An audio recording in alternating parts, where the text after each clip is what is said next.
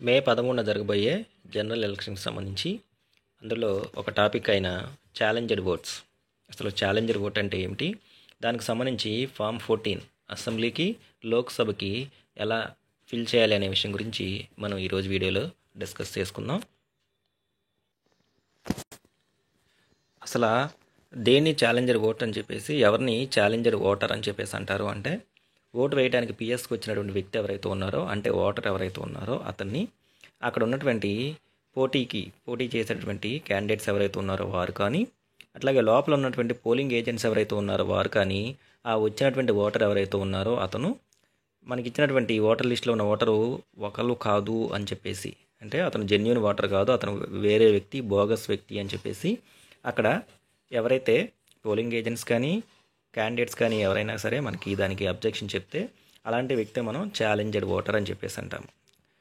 అక్కడ ఉన్నటువంటి ఏజెంట్లో ఎవరైతే అతను నిజమైన వ్యక్తి కాదు అని చెప్పేసి ఛాలెంజ్ చేస్తున్నారో అతని దగ్గర నుంచి మనం ఒక ₹2 అనేవి అమౌంట్ కలెక్ట్ చేయాలి. దానికి సంబంధించినటువంటి రిసిప్ట్ బుక్ ఉంటుంది, అందుట్లో ఆ విషయాన్ని కూడా నమోదు చేయాలి. ఛాలెంజ్ చేసినటువంటి వ్యక్తి ఎవరైతే ఉన్నారో అతని దగ్గర నుంచి ₹2 తీసుకొని, ఓటు వేయడానికి వచ్చినటువంటి వ్యక్తి ఎవరైతే ఉన్నారో అతనే నిజమైనటువంటి ఓటరు, జెన్యూన్ ఓటరు, అతను బోగస్ ఓటర్ కాదు అని చెప్పేసి నిరూపించుకోమని మనం చెప్పాలి. దానికి పిఓ గారు ఏం చేయాలంటే, అక్కడే మనకి పిఎస్లో ఉన్నటువంటి concerned BLO, booth level officer ఎవరైతే ఉన్నారో వారు కానీ వారి యొక్క సహాయంతో ఆ గ్రామంలో విచారణ జరిపించి, అతడే నిజమైన ఓటరా కాదా అని చెప్పేసి ఆ ఎంక్వైరీలో మనకి అతను కనుక నిజమైన ఓటరు అని తెలిస్తే కనుక అతన్ని ఓటు వేయడానికి అనుమతించాలి. అట్ ద సేమ్ టైం ఎవరైతే మనకి ఛాలెంజ్ చేశారో అతని యొక్క ఛాలెంజ్ ఏదైతే ఉందో ఆ ఛాలెంజ్ వీగిపోయింది కాబట్టి అతని దగ్గర నుంచి మనం ₹2 కలెక్ట్ చేస్తాము. ఒకవేళ అతని ఛాలెంజ్ కనుక నెగ్గితే, ఛాలెంజ్ ఏదైతే ఉందో అది కనుక ఛాలెంజ్ నెగ్గితే ఆ ₹2 ఏదైతే ఉందో ఆ అమౌంట్ మనం వెనక్కి ఇచ్చేస్తాం అనమాట. సో అలాంటి వాటిని మనం ఛాలెంజర్ ఓట్స్ అని చెప్పేసి అంటాము.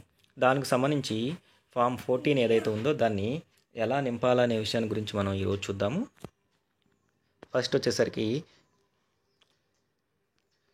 మనకి అలాట్ చేసినటువంటి కాన్స్టిట్యున్సీ ఏదైతే ఉందో దానికి సంబంధించినటువంటి డీటెయిల్స్ మొత్తము, పిఎస్ నెంబరు, కాన్స్టిట్యున్సీ, నెక్స్ట్ తర్వాత పోలింగ్ స్టేషన్కి సంబంధించి పోలింగ్ స్టేషన్ లొకేషన్ అంటే బిల్డింగ్ పేరు, పిఎస్ నెంబరు ఇక్కడ మనం ఎంటర్ చేస్తాము. పైనేమో కాన్స్టిట్యున్సీ నెంబర్ వేస్తాము, నియోజకవర్గం యొక్క నెంబరు, కింద వచ్చేసరికి పిఎస్ నెంబరు, నెక్స్ట్ అట్లాగే మనకి ఎక్కడైతే ఎలక్షన్ జరుగుతుందో దానికి సంబంధించినటువంటి గవర్నమెంట్ ప్రిమిసెస్ ఆ బిల్డింగ్ నేమ్ మెన్షన్ చేస్తాము. నెక్స్ట్ అసెంబ్లీ, పార్లమెంటు రెండింటి విడిగా రాస్తాము. అసెంబ్లీ దాని కాన్స్టిట్యున్సీకి సంబంధించి అసెంబ్లీది, నెక్స్ట్ పార్లమెంట్కి రాసేటప్పుడు ఆ పార్లమెంట్ ఏదైతే ఉందో ఆ ఊరి పేరు మనం ఇక్కడ మెన్షన్ చేస్తాము. అట్లాగే కింద తర్వాత వచ్చేసరికి మనకి ఎంతమందికి అయితే మనం ఇలా ఈ యొక్క ఛాలెంజర్ ఓట్స్ ఇచ్చామో అవి 1 by 1 రాస్తాము. ఆ వ్యక్తి పేరు ఎవరైతే ఉన్నారో ఆ పేరు రాస్తాము. Next name of the part of the roll అని చెప్పేసి, అంటే మనకి వచ్చిన దాంట్లో అతని యొక్క నెంబర్ ఏదైతే ఉందో అది electors name in that part, దాంట్లో అతని యొక్క పేరు ఎలా ఉంది అంటే ఇచ్చినటువంటి మనకి మార్కుడు కాపీలో అతని యొక్క పేరు ఎలా ఉందని చెప్పేసి మనం మెన్షన్ చేస్తాము. తర్వాత నెక్స్ట్ వచ్చేసరికి signature or thumb impression of the person challenged, ఎవరి మీద అయితే మనకి ఆ ఛాలెంజ్ చేయబడిందో అతని యొక్క సంతకము లేదా ఏలుముద్ర ఏదైతే ఉందో అది తీసుకుంటాము. నెక్స్ట్ తర్వాత వచ్చేసరికి address of the person challenged, challenge చేసినటువంటి వ్యక్తి ఎవరైతే ఉన్నారో అతని యొక్క అడ్రస్ ఏదైతే ఉందో ఆ address. Next name of the identifier, అతన్ని ఐడెంటిఫై చేసినటువంటి వ్యక్తి ఎవరైతే ఉన్నారో అతని పేరు ఇక్కడ రాస్తాము. నేమ్ ఆఫ్ ద ఛాలెంజర్ అంటే అతను జెన్యూన్ పర్సన్ కాదు అని చెప్పేసి అక్కడ ఏజెంట్ కానీ ఎవరన్నా ఛాలెంజ్ చేస్తారన్నాం కదా, అతని పేరు మనం ఇక్కడ నేమ్ ఇక్కడ ఎంటర్ చేస్తాము. Order of the presiding officer, PO గారి యొక్క ఛాలెంజ్ ఏదైతే ఉందో, అంటే పిఓ గారి తర్వాత ఫైనల్గా తీసుకున్నటువంటిది ఏదైతే ఉందో దాన్ని ఇక్కడ మనం ఛాలెంజ్ ఏదైతే ఉందో అది రిసీవ్ చేసుకున్నట్టు మనం ఇక్కడ మెన్షన్ చేస్తాము. Signature of challenger on receiving refund of, అంటే ఛాలెంజ్ నెగితే తర్వాత ఆ అమౌంట్ మళ్ళీ అతనికి తిరిగి ఇచ్చేస్తాం కాబట్టి నెక్స్ట్ దానికి సంబంధించి ఆ వ్యక్తి యొక్క సిగ్నేచర్ ఏదైతే ఉందో ఆ సిగ్నేచర్ ఇక్కడ మనం చేయించుకుంటాము.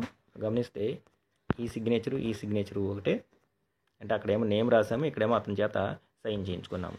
తర్వాత లాస్ట్లో ఆ రోజు డేట్ మెన్షన్ చేస్తాము. నెక్స్ట్ ఇక్కడ వచ్చేసరికి పిఓ గారి వారి యొక్క సిగ్నేచర్ ఏదైతే ఉందో అది చేయాల్సి ఉంటుంది.